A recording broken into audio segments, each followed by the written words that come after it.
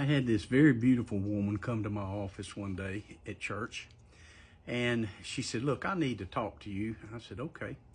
She came from another denominational type background, and she had a number of questions about my theology, what I believed about God, whether it's three in one, or whether or not women wore long hair, or whether or not women wore dresses. There's a lot of little customs and things like that. So her biggest thing was her hair. Now, she had beautiful coal black hair, but she wore it up in a bun, as some organizations require their women to do. Now, Paul addresses this situation in 1 Corinthians chapter 11, and he begins with, "For you know that the man is the head of the woman, and Christ is the head of the man. For man came from the woman, and woman bore the man.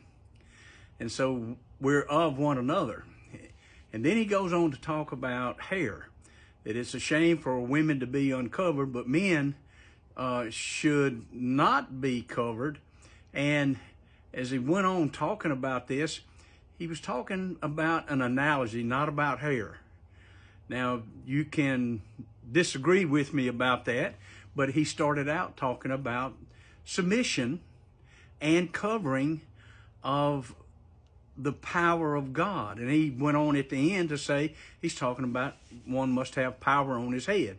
Jews traditionally wore a little skull cap or a yarmulke. I tore that up, I know. And they'd have that on their head. Women traditionally had long hair and men shorter hair. Now, some might say, well, Jesus had long hair. Well, that's the artist's rendition. Jesus didn't take a Nazarite vow. The only three in the Bible was Samson, Samuel, and John the Baptist, and they had Nazarite vows on them. They didn't cut their hair, they didn't drink wine, and they didn't touch anything dead. Well, Jesus seemed to do all of those. He raised the dead, he touched them. He changed water to wine and probably drank wine himself. And he also didn't have long hair because he didn't take that vow. And probably short hair, even though the artists show him having long hair. So nevertheless, we see that it was something in Paul's day that the women were supposed to have long hair and the men not, because of their tradition and customs. At the end of that little dissertation, Paul says, "If any of you be contentious, just know this, we have no such custom." Read that. We have no such custom. It's talking about the man over the woman and the man under God. The woman submitting to the man and the man submitting to Christ. Power on their head. Didn't have anything to do with hair. I believe personally it was symbolic, or he was trying to relate a message like he is wrought to do in several places in the scriptures, meaning something else. So even though it was a custom about hair having power on somebody, that's not what he was talking about. So I don't know if that'll liberate you, but here I am talking to this lady, and she gets the message. And all of a sudden she says, "You mean I can let my hair down and I can comb it? You mean I can look pretty?"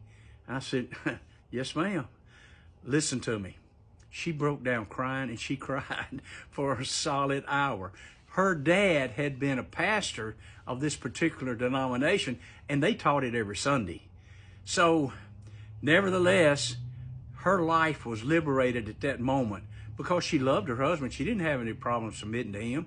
He was a great leader and loved God. And so her life was changed in a moment, because she didn't have to hold to that old tradition. She didn't have to hold to that old custom. And she was free as a bird. Maybe this will help you. There are no such customs in all of the church of the Lord Jesus Christ. Now, you can go and teach it if you want to, but I think it's bondage, and I think you need to let the ladies look pretty and be a lady. God bless you guys, and go in peace. Love you. Bye.